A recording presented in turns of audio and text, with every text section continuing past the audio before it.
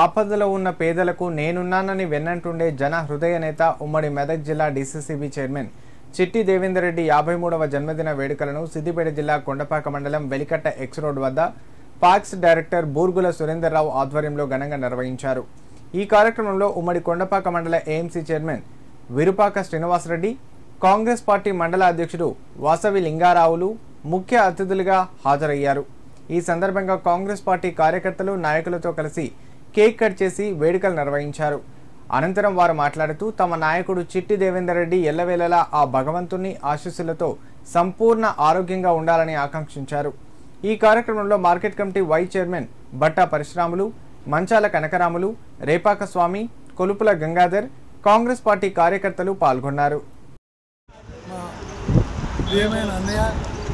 జననేత ఉమ్మడి మెదక్ జిల్లా డీసీపీ చైర్మన్ చిట్టి దేవేందర్ గారి జన్మదినం సందర్భంగా ఈరోజు ఈ చౌరస్తాలో కేక్ కోసి టపాకా కాల్చాం। అన్న అంటే నేనున్నది ఆపదలో కష్టంలో కార్యకర్తలు కాపాడుకునే ఒక మంచి వ్యక్తి।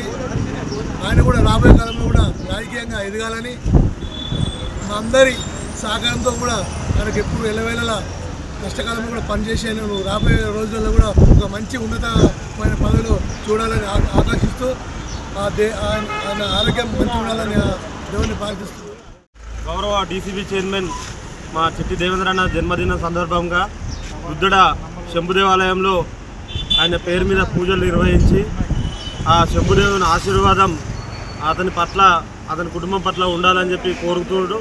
అదేవిధంగా ఈరోజు మా వెలికట్ట చౌరస్తా వద్ద మా కొండపాక మండల కాంగ్రెస్ పార్టీ అధ్యక్షుడు లింగారాజు వారి ఆధ్వర్యంలో జన్మదిన వేడుకలు జరుపుకోవడం జరిగింది।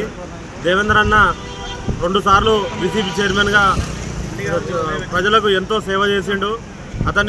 అతడు ప్రజలకు ఏ కష్టం వచ్చినా నేనున్నా అని చెప్పే వ్యక్తి।